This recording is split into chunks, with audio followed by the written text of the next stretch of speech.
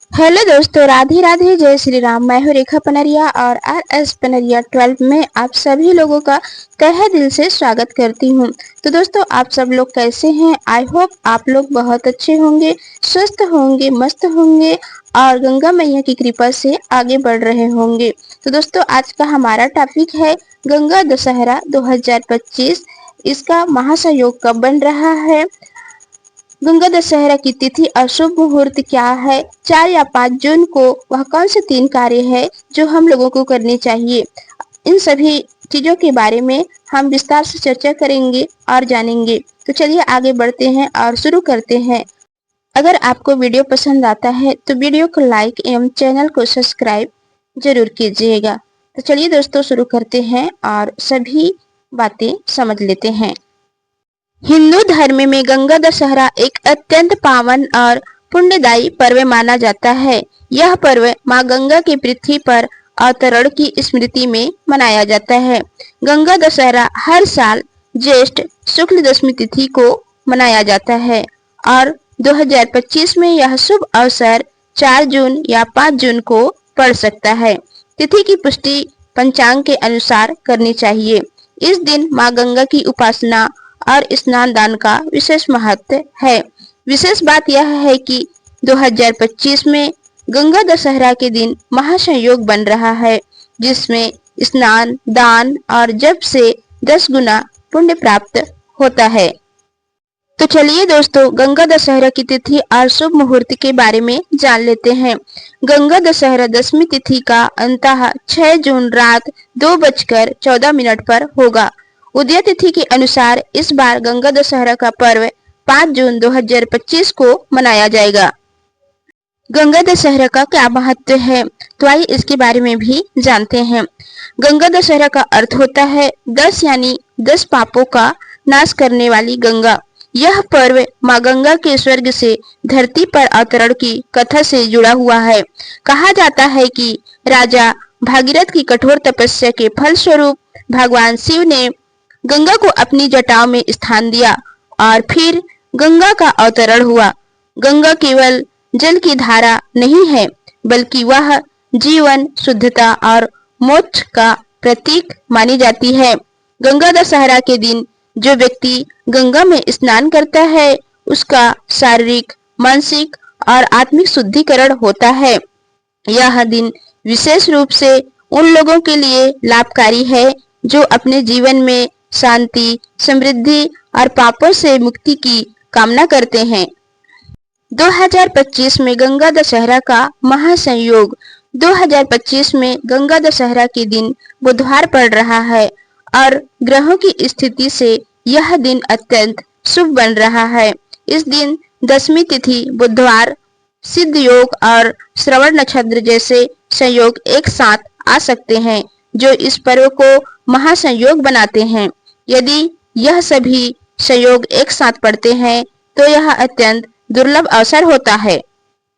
महासंयोग के कौन कौन से लाभ हैं, इसके बारे में भी जान लेते हैं। स्नान से 10 पापों का क्षय, एक दान का फल 10 गुना मिलता है। जब तप का प्रभाव कई गुना अधिक होता है। पूर्वजों को शांति और पितृदोष से मुक्ति मिलती है। गंगा दशहरा पर अवश्य करें ये 3 कार्य। तो आइए जानते हैं कि वह कौन से कार्य हैं जिसको करना चाहिए। पहला है गंगा स्नान और जल का आचमन। गंगा जल को हिंदू धर्म में अमृत तुल्य माना गया है। शास्त्रों में कहा गया है, गंगे तव दर्शनात् मुक्ति ही स्पर्शनात् पुण्य प्रदानम, यानी गंगा का दर्शन ही मोक्ष देने वाला है और इसके स्पर्श करने मात्र से पुण्य की प्राप्ति होती है। कैसे करना चाहिए, तो आइए जानते हैं। अगर संभव हो तो हरिद्वार, वाराणसी, प्रयागराज या गंगोत्री जैसे तीर्थों में गंगा स्नान करें। यदि आप गंगा के पास नहीं हैं, तो किसी पवित्र नदी में स्नान कर सकते हैं या गंगा जल को घर लाकर स्नान के जल में मिलाएं।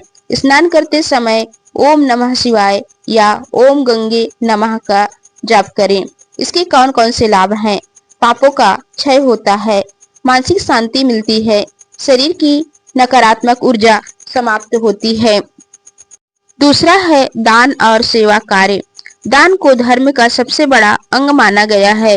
गंगा दशहरा पर किया गया दान कई गुना पुण्य देता है, विशेषकर जब यह भूखे प्यासे, निर्धनों और ब्राह्मणों को दिया जाए। दान की वस्तुओं में क्या क्या देनी चाहिए?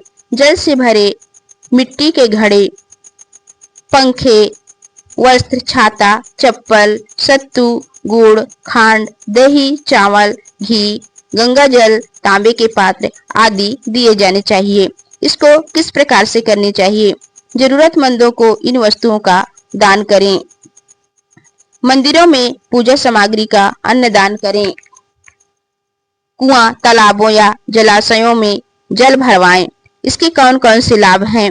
गर्मी में राहत देने वाले दान से व्यक्ति को शांति और पुण्य दोनों मिलता है। पितृदोष और ग्रह बाधाएं कम होती है। आर्थिक समृद्धि और शुभ फल प्राप्त होते हैं। तीसरा है पावन जप, पाठ और हवन किस प्रकार से करने चाहिए? जप, पाठ और हवन के माध्यम से व्यक्ति आत्मिक उन्नति की ओर अग्रसर होता है। गंगा दशहरा के दिन किया गया जप और हवन विशेष फलदायी माना जाता है। अनुशंसित मंत्र और पाठ का जाप करें। ओम नमः शिवाय का 108 बार जाप करना चाहिए। ओम गंगे नमः का जाप करना चाहिए। श्री गंगा स्रोत या गंगा लहरी का पाठ करना चाहिए। गंगा आरती का आयोजन करना चाहिए। इसको किस प्रकार से करनी चाहिए? अपने घर या मंदिर में गंगा जल से शुद्धिकरण कर दीप जलाएं। भगवान शिव और गंगा माँ का पूजन करें। संभव हो तो घर में हवन कर गंगा जल में आहुति दें। गायत्री मंत्र या महामृत्युंजय मंत्र का जाप करें। इसके कौन कौन से लाभ हैं? मानसिक स्थिरता और शांति मिलती है। आध्यात्मिक प्रगति आती है। घर में सकारात्मक ऊर्जा का संचार होता है। इस दिन व्रत रखना भी अत्यंत शुभ माना जाता है। केवल फलाहार कर सकते हैं। माँ गंगा के सामने दिया जलाकर अपनी मनोकामनाएं करें। पर्यावरण संरक्षण के लिए गंगा की सफाई में सहयोग करें या कम से कम किसी एक सार्वजनिक स्थान की सफाई करें। गंगा दशहरा केवल एक धार्मिक उत्सव ही नहीं बल्कि आत्मशुद्धि, सेवा और प्रकृति से जुड़ाव का एक सुंदर अवसर है। 2025 का गंगा दशहरा एक महासंयोग लेकर आ रहा है जो शायद वर्षों में एक बार आता है। इसलिए इस दिन को व्यर्थ न जाने दें। उपरोक्त 3 कार्य करना चाहिए। गंगा स्नान, दान, सेवा और जप पाठ को अपनाकर आप अपने जीवन को आध्यात्मिक और नैतिक दृष्टि से उन्नत बना सकते हैं। माँ गंगा की कृपा से आपके जीवन में शांति, समृद्धि और मोक्ष की प्राप्ति हो। तो दोस्तों, आपको यह वीडियो कैसा लगा आप कमेंट में जरूर बताइएगा। तो मिलते हैं नेक्स्ट वीडियो में। तब तक के लिए राधे राधे।